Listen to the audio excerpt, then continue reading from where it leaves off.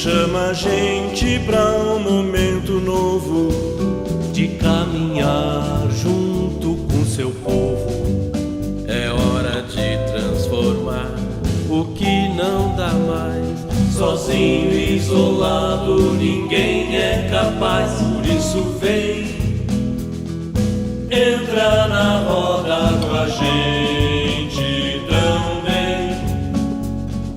Você é muito importante, por isso vem.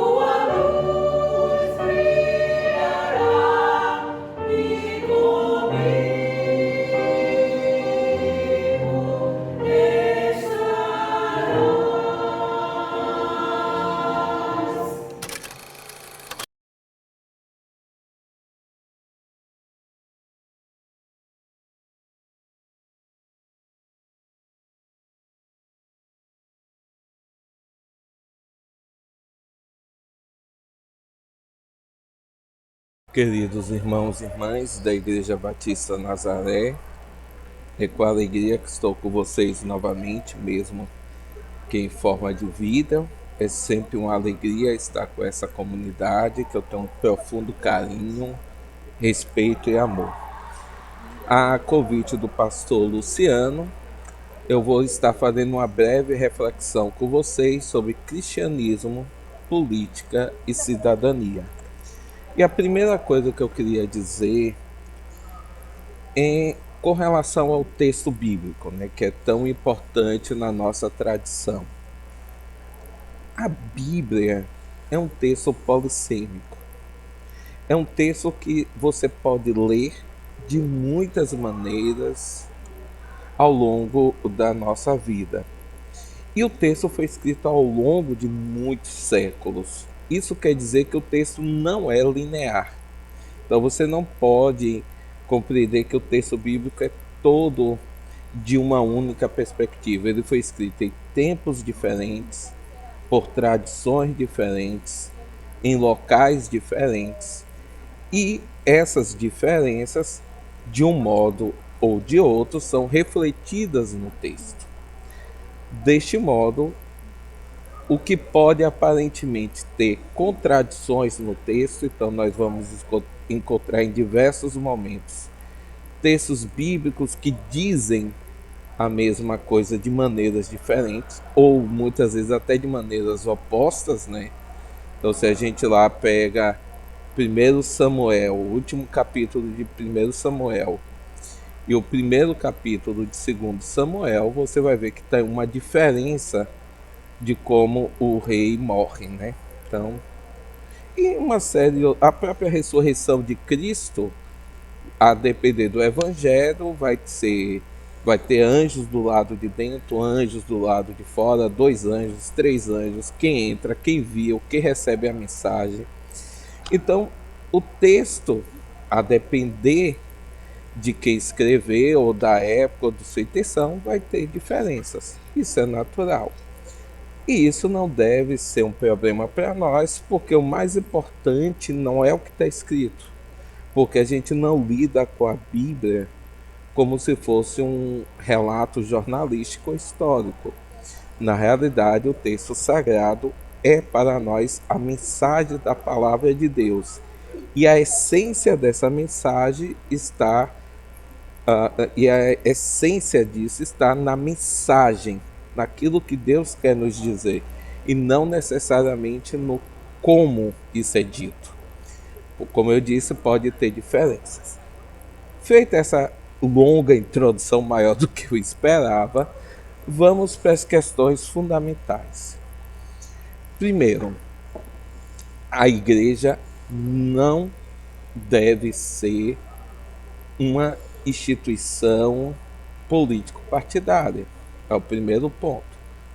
Contudo, a igreja, como qualquer outro órgão de nossa sociedade, né, qualquer outra instituição social, é uma instituição política. Por quê? Porque nós temos posicionamento diante de uma série de questões.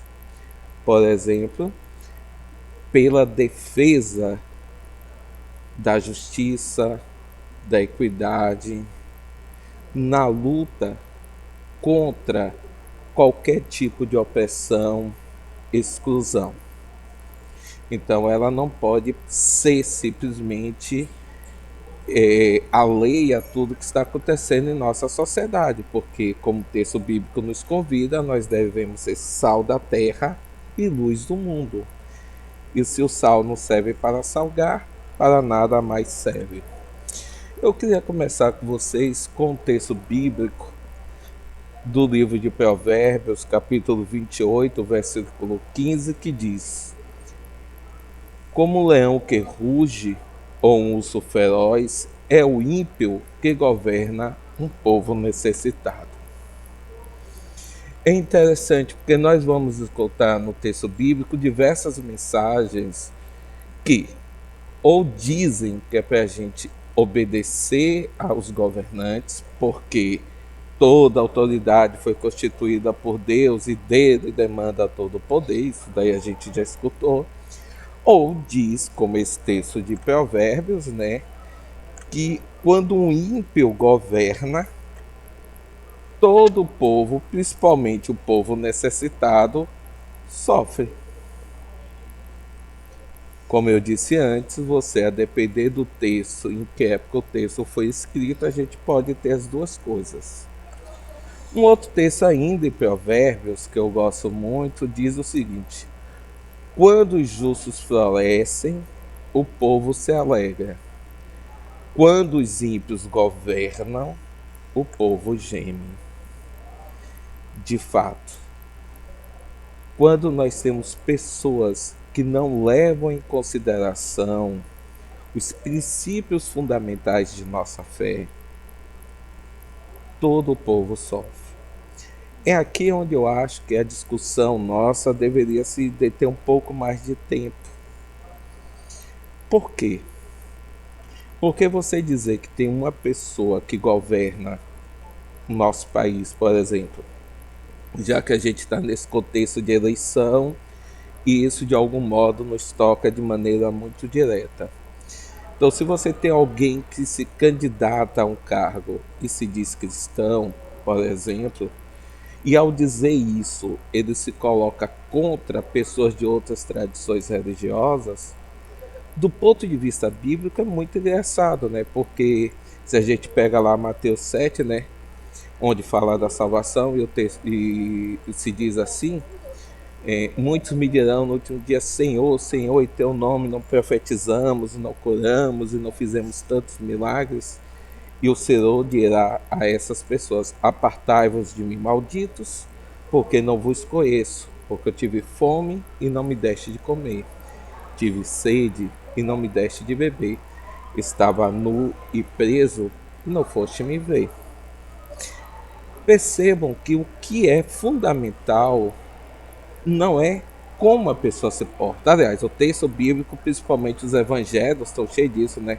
Quando se fala dos fariseus, daquelas pessoas que são como sepulcros caiados, bonito por fora, que faz grandes orações, que chamam a atenção, mas por dentro seus corações são podres, porque são incapazes de amar, são incapazes de agir com misericórdia, com amor, compaixão. Eles não dão testemunho do Evangelho do Cristo. Por isso que é importante, quando nós estamos pensando sobre o tema da cidadania e da política, é que tenhamos sempre em mente que qualquer um de nós podemos ser de direita, podemos ser de esquerda, podemos ter posicionamentos políticos, econômicos diferentes. E isto em si mesmo não é um problema. Faz parte da forma como nós compreendemos o mundo que nos cerca. Contudo, independente de nossa tendência política, quer de direita, centro ou esquerda, nós não podemos abrir mão dos valores do Evangelho do Cristo, de amar a Deus sobre todas as coisas e aos nossos próximos, nossas próximas, como a nós mesmos. Disto depende toda a lei e os profetas.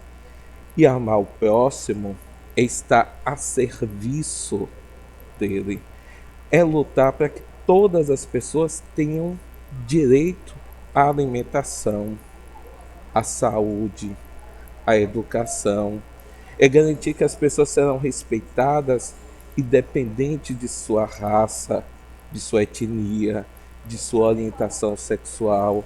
É dever da igreja lutar para que toda a criação e toda a criatura possam refletir a luz de Cristo, a luz do Evangelho, a partir de suas próprias vidas, com as nossas diferenças, com a nossa diversidade. Deus criou um mundo de maneira diversa.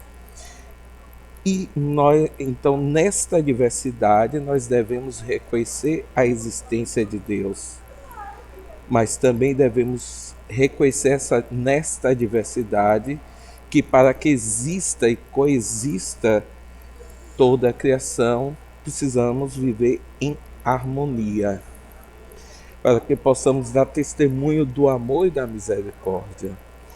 E toda vez que um discurso, quer religioso, quer político partidário, exclui o outro, com certeza absoluta, este discurso não vem de Deus. Toda vez que nós dizemos que alguém não é digno simplesmente por causa de sua orientação sexual, de sua cor, de seu posicionamento, quando nós queremos matar, então nós já nos afastamos do Evangelho. Quando nós colocamos uma arma em uma marcha dita para Jesus, já perdemos completamente o horizonte do verdadeiro Evangelho de Cristo. Então eu queria deixar para vocês, para reflexão, discussão da classe, o que é viver o Evangelho de Cristo nos dias de hoje, no contexto do Brasil que vivemos hoje.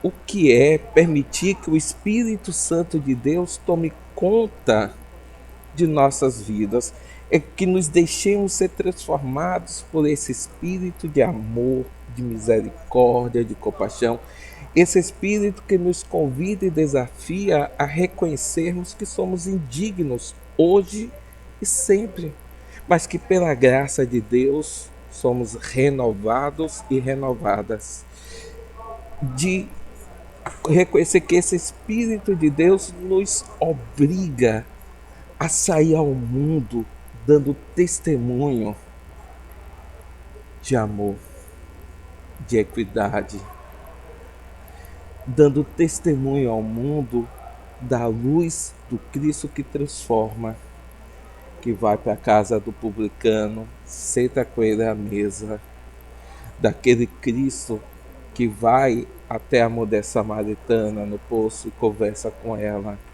daquele Cristo que, vendo o povo com fome, manda colher no dia do sábado, de um Cristo que compreende que estar a serviço do outro é mais importante do que a lei, porque nós não existimos para servir a lei, mas a lei para servir a humanidade, na medida em que temos como nosso horizonte amar a Deus e ao nosso próximo. Disto depende toda a lei e os profetas. Espero que essa breve reflexão possa ajudá-los e ajudá-las na discussão da classe. Mais uma vez, muito obrigado de estar com vocês. Que Deus abençoe. Espero em breve estar com vocês presencialmente para a gente sempre partilhar aquele momento de confraternização que Nazaré sabe fazer tão bem.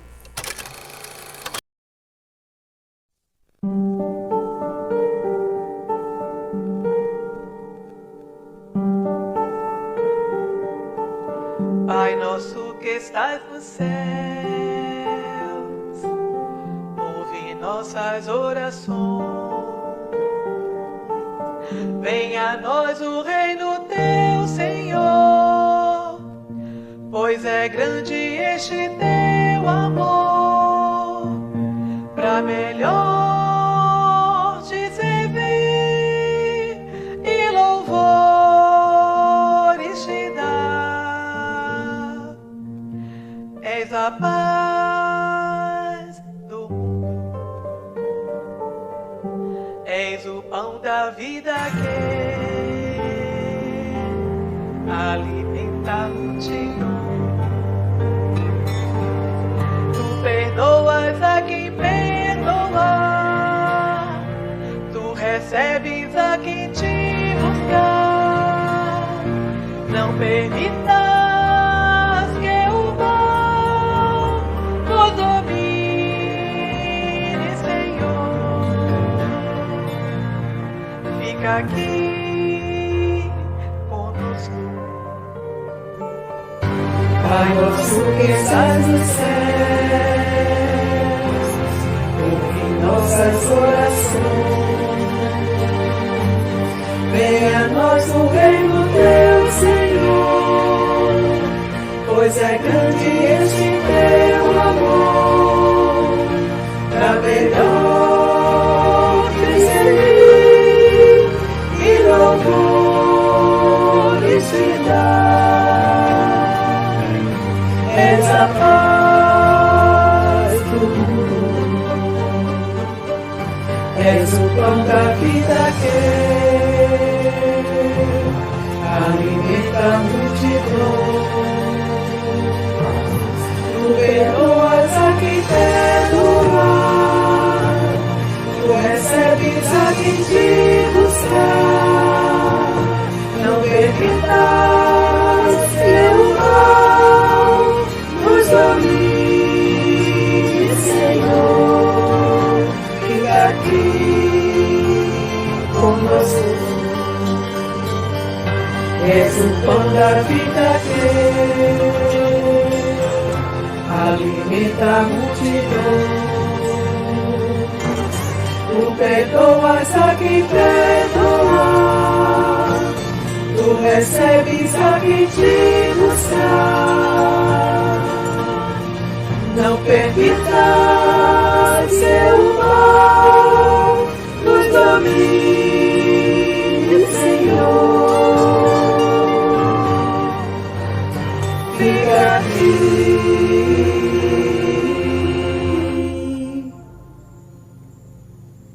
conosco.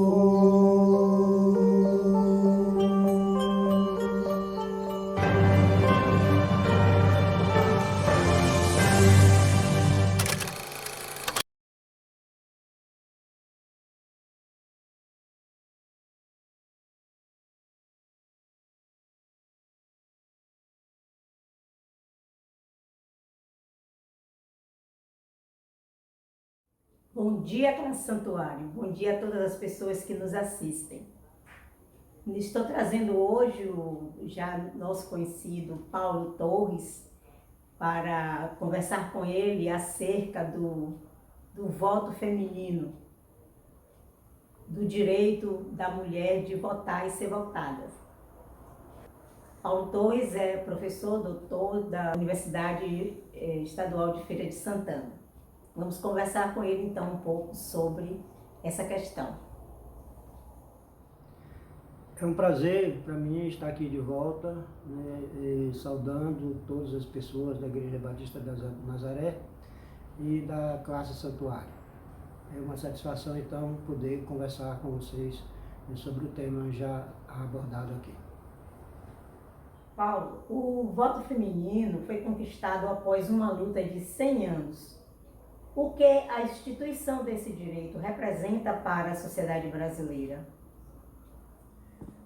Bem, a luta pelo voto feminino, ou pelo sufrágio feminino, como também alguns chamam, né, ela começa muito antes de 100 anos. Na verdade, essa luta, né, vai acontecer, né, a partir já do século XVIII, na Inglaterra, na França, nos Estados Unidos, né, e começa no Brasil no século XIX. Então, nós temos, né, de luta antes mesmo de ser consagrado o voto feminino, né, temos uma luta desde o século XIX, quando algumas mulheres e mesmo alguns homens, né, como José Bonifácio e outras figuras nacionais da época, né, trabalharam para tentar minimizar a desigualdade entre homens e mulheres na política brasileira. E quais são os principais obstáculos que ainda dificultam o envolvimento das mulheres na democracia brasileira e nos cargos de liderança em geral? Bem, essa luta e essa desigualdade, ela começa a ser mais explícita no período, na década de 1930, quando as mulheres brasileiras, né, a partir das influências que receberam lá do século XIX, as mulheres brasileiras começam a lutar, né, para terem igualdade de voto e também não só para votar, mas também para terem o direito de candidaturas. Então, já na Constituinte de 1932, as mulheres então começam a lutar e teve 7 mulheres que se candidataram à Assembleia Constituinte naquela época, né, e uma delas foi eleita para esse cargo lá na Assembleia Constituinte e foi uma deputada constituinte na Constituição de 1934. Então esse período, essa fase, né, de conquista, né, faz avançar esse processo feminino de luta por igualdade do ponto de vista das eleições, de votar e ser votados.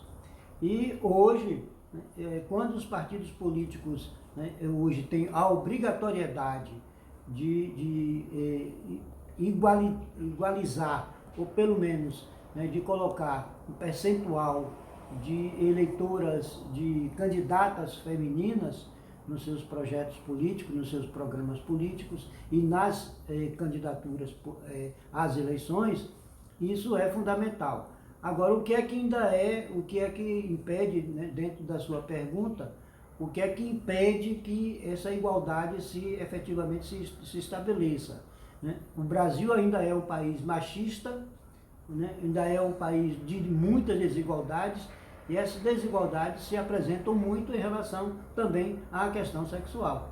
Então as mulheres ainda não são reconhecidas, né, do ponto de vista da administração pública, do acesso aos cargos públicos, nessa perspectiva.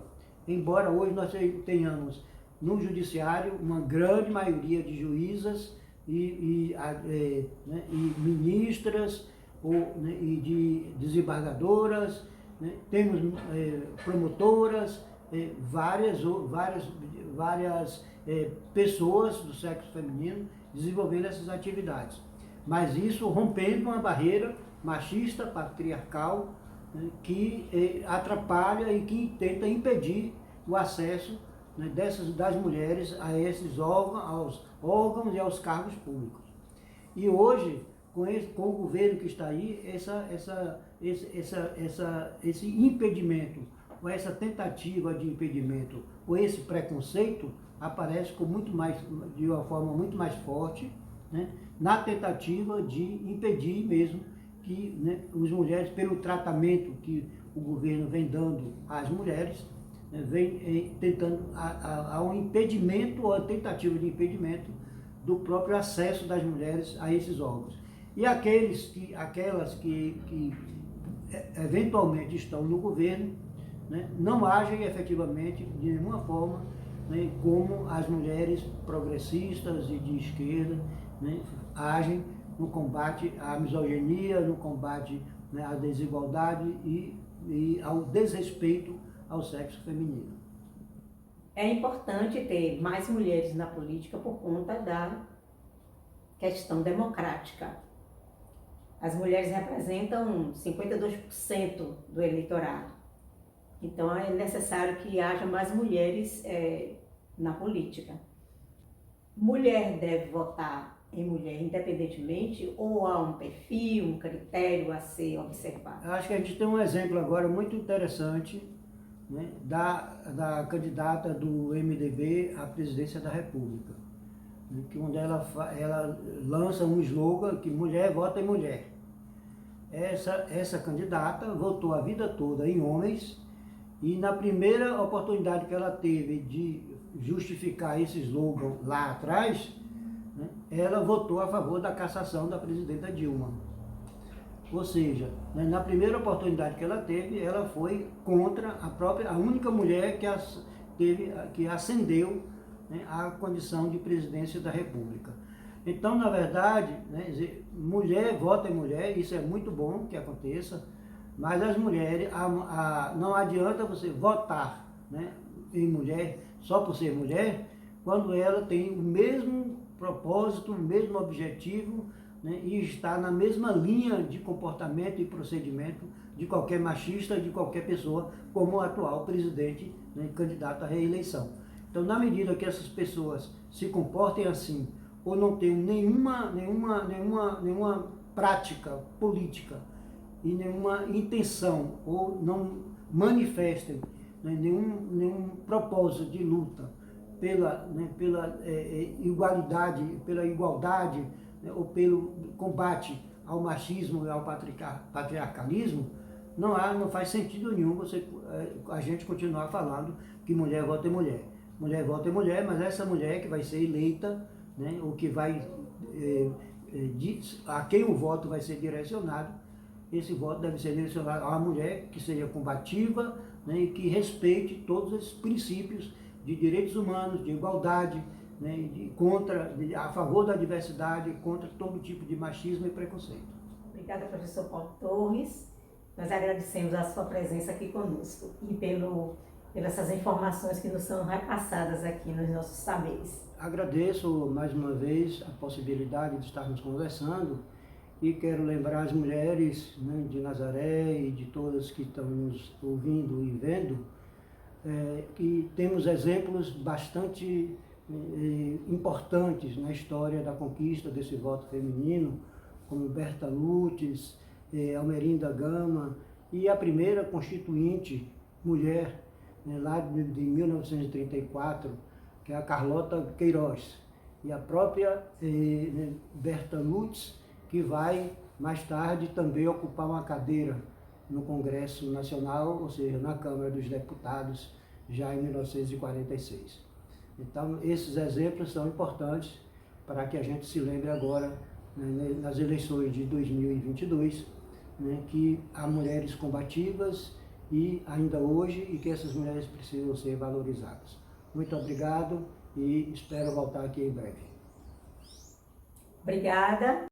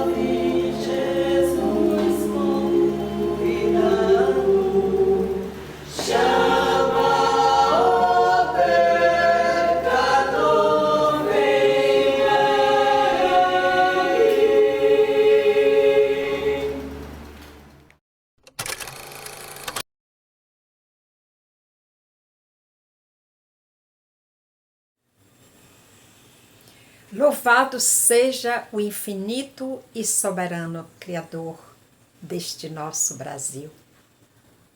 A ti toda a honra e toda a glória. Nestes dias em que refletimos a cidadania, com os corações aflitos diante das lutas e dores de nosso povo, nos achegamos a ti mais uma vez para buscar o brilho sagrado da esperança em nossos corações. Tu és a nossa fonte de amor e luz. Por isso viemos te pedir que promova em cada um de nós a experiência da fé em Jesus Cristo, teu Filho, que nos ensina o valor singular da vida em toda a sua plenitude. Nos ensine, Senhor, a viver a experiência da paz e da justiça, a fim de que todo o povo brasileiro possa alcançar os seus direitos básicos de moradia, alimentação, educação e saúde física e mental. Nos ensine a viver a experiência da fraternidade nas relações humanas, para extinguir toda vingança e todo ódio, muitas vezes concretizados em agressões, torturas e morte. Nos ensine, Senhor, a viver em sintonia com o meio ambiente, reconhecendo a importância das matas e florestas, dos rios e mares, dos animais domésticos e dos animais silvestres, cuidando de nossa casa comum, obra de tua criação. Senhor, te pedimos que se faça luz nos corações sombrios, promovendo transformações profundas nas cidadãs e cidadãos brasileiros, promovendo paz e olhar amoroso na gente deste país. Ó Deus Pai, Deus Mãe, Deus Filho, crendo em tua sagrada sabedoria e misericórdia, te pedimos que todas estas bênçãos sejam acolhidas por ti. E humildemente pedimos e agradecemos a tua graça e a tua proteção e a tua presença em cada um de nós. Que assim seja para sempre.